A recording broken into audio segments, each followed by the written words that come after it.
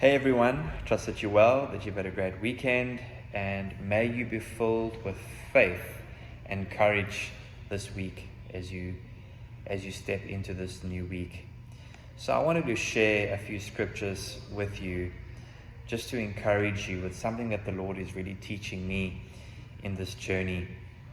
You know, I used to become so upset with his disciples, like, can't you see, like Jesus is speaking to you? And I kind of used to hear the words of Jesus in a very harsh way, as he was, at the time I thought he was being harsh with the disciples, until I realized, you know what, in all honesty, I'm not all that different to the disciples.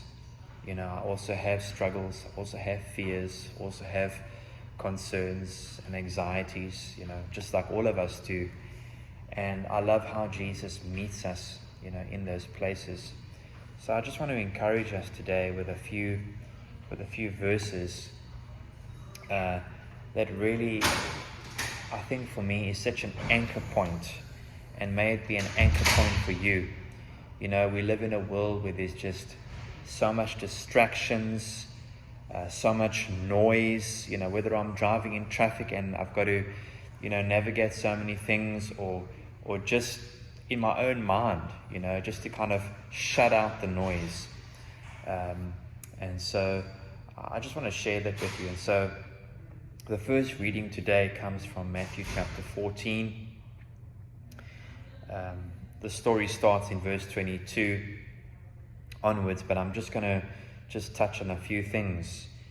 And this is when Peter walks on the water. And so Jesus he told his disciples, you know, go to the other side. And so they decide to do that, and they land in trouble. You know, it's a stormy night, it's a dark season, you know, it's windy, the waves are high, and everything like that. And in verse 24 it says, but the disciples who were now in the middle of the lake ran into trouble, for their boat was tossed about by the high winds and the heavy seas.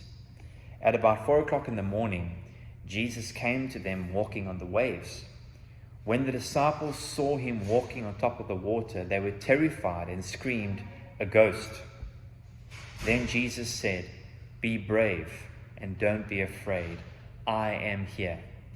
Peter shouted, "Lord, if it's really you, then have me join you on the water." "Come and join me," Jesus replied. So Peter stepped out onto the water and began to walk toward Jesus. But when he realized how high the waves were, he became frightened and started to sink. "Save me, Lord," he cried out. Jesus immediately stretched out his hand and lifted him up and said, "What little faith you have! Why would you let doubt win?" And the very moment they both stepped into the boat, the raging wind ceased. Then all the disciples bowed down before him and worshipped Jesus. They said in adoration, "You are truly the Son of God." And then I want to just take our second reading to Colossians chapter 3. And I just want to read a verse there. Let me just read verse 2. Colossians chapter 3, verse 2. It says, "Yes, feast on all the treasures of the heavenly realm and fill your thoughts with heavenly realities and not with the distractions of the natural realm." And so the thought today, just to encourage us, is really a simple one, and yet an important one. And that is to be intentional, to focus our thoughts on Jesus. You know, when Jesus was walking towards them on the water, which is a supernatural thing. It's not, you know, gravity will cause you to sink if you walk on water. But Jesus was doing something that was supernatural. And so when they saw him, you know, the wind is blowing, the waves are high. And in that place, it says, you know, they were terrified and they screamed, "A ghost." And so, you know what, I can relate to that, you know, because when I'm overwhelmed by circumstances, when things are just so when I allow circumstances to get the better of me, I find myself becoming afraid and anxious and even terrified. And to such a point when something in me shuts down. And I think the Lord is really working on actually confronting these triggers within my own soul, And so when I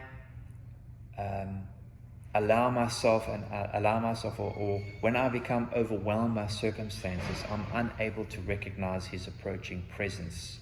And like they said, a ghost, I can't recognize Him, in all honesty.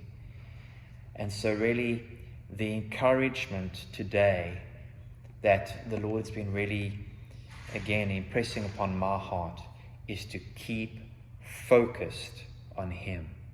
As Bill Johnson says, faith does not deny a situation. It just refuses to give it a place of influence. And so the encouragement is, yes, we are in a situation. Maybe you're in a rough season. Maybe you're in a transition. Maybe you've got a decision that you've got to face. Maybe it feels like everything is just coming to you from all sorts of directions, and you've got to make these choices. You've got to make these decisions, Or like in the world that we live in right now, as you know, the US election has just passed, and there's just so much uncertainty and instability. And so there's all these things going on, but the call for us is to keep our eyes deliberately focused on Him. Because as long as Peter kept his eyes focused on Jesus, he was enabled to walk by faith and to do the supernatural, to do what was just, it was impossible, And so the journey of faith, I believe, begins as we keep our eyes focused on Him. And even as Paul exhorts us in Colossians to actually feast on all the treasures of the heavenly realm. And it says, and to fill your thoughts with heavenly realities. So that means that I cannot afford to have a thought in my mind that is not in His mind. And He calls me to walk by faith and not by sight. And so and not to be distracted by the natural realm. It does, as I said before, it doesn't mean that I deny what's going on around me with the situations, but Jesus even said, you are in this world, but you are not of this world. You might be a citizen, or you might be a citizen of South Africa or the United States, wherever you come from, but you are also a citizen of heaven. And we live from that place. We live from that dimension. And because we live from that dimension, we are not ruled or overcome by the situations that are around us. We live from the mind of Christ into the situations, into our lives. And therefore, impossibilities bow at the name of Jesus.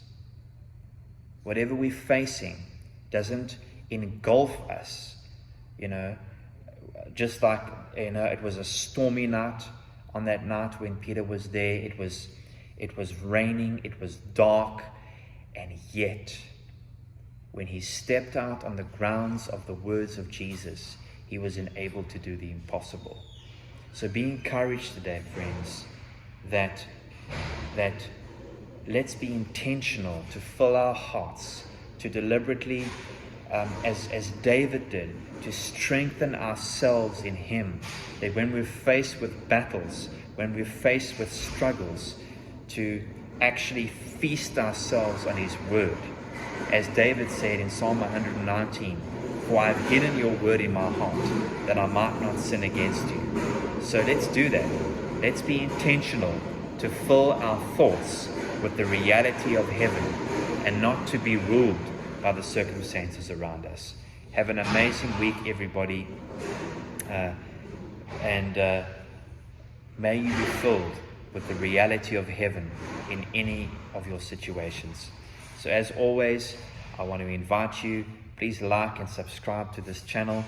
And if you feel led in your heart to sow into my tuition as I continue doing the Bethel School of Supernatural Ministry, the Lord is doing stuff in my heart.